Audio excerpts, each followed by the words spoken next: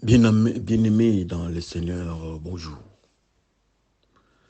Gloire soit rendue à Dieu, le Dieu Tout-Puissant, le Dieu Saint, le Dieu trois fois saint, le Dieu plein d'amour. La Bible déclare, la Bible nous dit que Dieu a tant aimé le monde, qu'il a donné son Fils unique, afin que quiconque croit en lui ne périsse point, mais qu'il ait la vie éternelle. N'est-ce pas, c'est merveilleux? Aujourd'hui, le 26 février, lundi le 26 février 2024, question du jour. C'est d'abord sur votre frère Bifalo Bifoulou. Nous allons passer à notre question du jour. Notre question du jour, c'est dans Matthieu 27, 29. Que signifie prophétiquement la couronne des épines sur la tête de Jésus-Christ par le soldat romain? C'est ça la grande question. Qu'est-ce que ça signifie? Nous avons donné plus de précisions sur le plan prophétique, dans le monde spirituel. Qu'est-ce que ça peut signifier? C'est ça. Nous ne demandons pas que non, ça fait mal, ça fait ABC, non. Nous voulons faire une étude, une méditation, qu'on se donne les idées, qu'est-ce que ça peut signifier. Et surtout, notre rapport dans notre méditation et réponse, c'est la parole de Dieu. Que signifie prophétiquement la couronne des épines sur la tête de Jésus-Christ par le soldat romain? C'est très intéressant comme petit sujet. C'est le Seigneur qui se trouve dans l'environnement de l'armée romaine. Qu'est-ce qui se passe? Destination, la croix.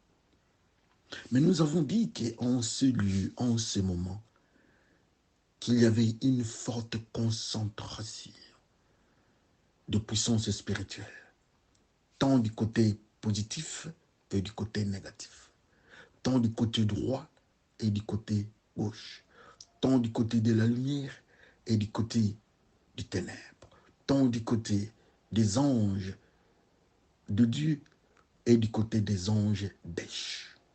Tous étaient présents parce que le Seigneur doit prendre des décisions. Il y a eu de grandes signatures. Est-ce que nous pouvons parler des contrats? Nous pouvons parler de grandes décisions, oui, qui doivent ébranler le monde, des décisions qui doivent diriger le monde. Le Seigneur est là. Les humains ont péché. Les humains ne peuvent plus manger. Pour qu'ils mangent, il faudra la sueur du front. Pour qu'ils mangent, leur nourriture est condamnée. La terre est maudite. Dans la malédiction de la terre, la Bible nous déclare que la terre va nous donner ronces et épines. Ça devient très compliqué pour l'homme. De l'autre côté de la femme, en accouchement, elle sera en difficulté, de douleurs extrêmes. Ça sera plus difficile. Alors qu'est-ce qu'il faut faire? Quelqu'un doit passer. Quelqu'un doit prendre le dessus. Quelqu'un doit payer les prix. Je m'excuse. Et le Seigneur Jésus-Christ, le roi des rois, a pris cette décision. Il doit passer. Mais nous avons dit que dans cet environnement, il y avait l'armée romaine qui avait deux casquettes. La première casquette, c'était une armée humaine, c'est vrai. Mais la deuxième casquette, cette armée-là représentait aussi une marque du monde des ténèbres. Donc du côté gauche, les forces du côté négatif. Bref, ça représentait la puissance des démons dans cet environnement. Alors qu'est-ce qui se passe? Nous avons parlé de la sueur, du crachat sur le visage du Seigneur. Nous avons dit que le crachat, quand on crachait sur quelqu'un, c'était un signe de malédiction. Oui, le Seigneur devait prendre notre malédiction. Il a accepté de prendre nos malédictions. Dans sa beauté, dans sa splendeur, dans sa puissance, dans sa pureté, il devait prendre notre malédiction. Il devait devenir malédiction pour que nous soyons bénédictions. Et comme symbole, On a craché sur son visage de beauté, de la splendeur. Et quand on regardait le Seigneur, on ne voyait que malédiction. On ne voyait que nos péchés, que nous avons des fois peur à dire, à citer, à regarder en face. Il y avait des tueries. Quand on regarde le Seigneur en face, on voit la tuerie. On voit des guerres. On voit des destructions. On voit comment on appelle ça? De meurtres. On voit des pendaisons. On voit des suicides et autres. Quand on regarde le Seigneur, on voit le mensonge. Bref, on voit les péchés. Il était devenu péché, mais pas pécheur. Il était devenu malédiction. Ça, c'était hier, nous avons parlé du crachat sur le visage du Seigneur. Mais aujourd'hui, nous passons, comme nous avons dit que nous allons parler de cet environnement-là. Si aujourd'hui nous parlons des épines. Alors, quand nous parlons des épines, on ne parle pas des épines au pied du Seigneur, non. On ne parle pas des épines sur la main ou bien non. Mais on parle des épines sur la tête du Seigneur. Alors nous allons encore aller quelque part, là où on nous parle de la tête. Que représente la tête? Je crois que c'est dans Ésaïe.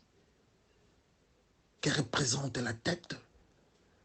Pour Dieu, la tête représente ceux qui sont dans la justice, ceux qui craignent Dieu, ceux qui sont dans l'obéissance, ceux qui écoutent Dieu, ceux qui vivent dans la foi. La foi vient de ce qu'on entend, et ce qu'on entend vient de Dieu. Dans la Bible, Dieu les appelle la tête. Et quand vous regardez encore notre histoire, nous avons parlé de ça. Il y a notre frère Jacob. Quand il est arrivé dans un coin, il était seul, il s'est isolé. Il a pris sa tête, il a mis sur la pierre. Et nous avons dit que cette tête-là représentait l'Église, représentait ceux qui vivaient du côté droit, représentait ceux qui vivaient dans la lumière, dans la crainte de Dieu, dans l'obéissance de Dieu, et ceux qui vivaient dans la sagesse. Parce que la crainte de Dieu est le commencement de la sagesse. Alors voilà cet homme de Dieu, donc Jacob, prend la tête qui est l'Église, il met sur le roc que nous avons dit. Ce roc-là, cette pierre-là représentait Jésus. Comme conséquence, le ciel s'est ouvert. Et nous avons parlé de ça. Mais cette fois-ci, c'est cette tête maintenant. Au lieu que la tête soit sur le roc. Mais nous voyons que la tête de Jésus qui représentait l'Église, qui représentait les enfants de Dieu à cet instant-là. On voit la tête en connexion. On prend les épines, une couronne d'épines, on met ça sur la tête du Seigneur. Et qu'est-ce que ça peut signifier? Nous parlons de la tête comme étant l'Église, mais qu'est-ce que signifient les épines? Et nous rentrons dans notre référence, et c'est dans Genèse, je crois, 3, de 17 à 18. Là où on nous dit, Dieu maudit la terre, dit la terre va produire ronces et épines. La terre, au lieu de donner ce qu'il devait donner à l'homme, elle est d'abord maudite, le sol est maudite. Et l'homme va manger la poussière qui est la terre. L'homme va manger cette poussière qui est cette terre-là, qui est une malédiction. Mais ce produit-là de malédiction qui est l'errance, ou encore une malédiction, est en contact avec la tête. Les soldats romains doivent signer maintenant, il faut signer des documents. Maintenant, il y a la malédiction. Il y a la tête qui est l'Église, qui est la pureté, qui représente la pureté. Mais cette Église qui est pure, qui est vierge, qui obéit à Dieu, est en contact avec les épines qui représentent la malédiction. Alléluia. On dit que le jour que l'homme, l'Église, ceux qui vivent dans la pureté, seront en contact avec les épines, la malédiction, parce que les épines représentent toute forme de malédiction. Ça représente les péchés. Quelle sera la réaction? C'était ça la grande question Alors la décision, la réaction, nous allons voir ça, la Bible nous dit que non, on a fixé ça sur la tête du Seigneur. Mais quand on fixe les épines sur la tête, il y a une réaction physiologique. Qu'est-ce qui se passe? La tête est blessée. Et il n'y a pas le feu qui sort. Il n'y a pas la Bible qui sort. Mais il y a les sangs qui sortent de la tête. Pour dire encore que la tête perd le sang. Qu'est-ce que ça veut signifier dans le monde spirituel, en fait? Nous avons dit que la tête représentait ceux qui craignaient Dieu. Et ceux qui craignaient Dieu étaient en contact avec les épines, donc les péchés qui est la malédiction. Qu'est-ce que ça va donner comme réaction? Et la réaction, nous voyons ça, c'est le sang. Mais est-ce que nous pouvons lire prophétiquement ce que c'est le sang? La Bible nous dit que si vous devez manger la chair, mais ne mangez pas le sang. Parce que c'est dans le sang qu'il y a l'âme, il y a l'esprit. C'est ce que Dieu dit quand les enfants de Noé, avec leur mère, avec leur père, avec toute leur équipe au nombre de 8, ils sont sortis et Dieu donne la ligne de conduite. Vous allez manger, vous allez commencer à manger la chair. Vous n'allez pas seulement rester herbivore ou bien frugivore, mais passer aussi à manger la chair. Mais les sangs, on ne mange pas les sangs. Il faut vider la chair. La chair doit être vidée de son sang parce que dans le sang, il y a la vie. Et le Seigneur ne tarde pas à dire que lui, il est le chemin, la vie et la vérité. Pour vous dire encore que dans le sang, il y avait Jésus-Christ. Ok. Mais nous constatons maintenant que ceux qui craignaient Dieu, ils sont en contact avec les épines et la malédiction. Il y a une réaction qui s'est passée au niveau de ceux-là, au niveau de la femme, au niveau de l'église. Quand on touche au péché, qu'est-ce qui se passe? Il y a la blessure, il y a le sang qui sort. Et dans le sang-là, il y a un secret que Jésus-Christ qui est là, il sort avec le sang. Pour dire que l'église, la femme, ceux qui sont dans la crainte de Dieu, quand ils sont en contact avec le péché, quand ils sont dans la vie de péché, la vie qui est Jésus-Christ doit les quitter. Jésus-Christ est pur. Et quand Jésus-Christ quitte, quand la vie quitte, qu'est-ce qui prend part? La mort. La mort commence à prendre place.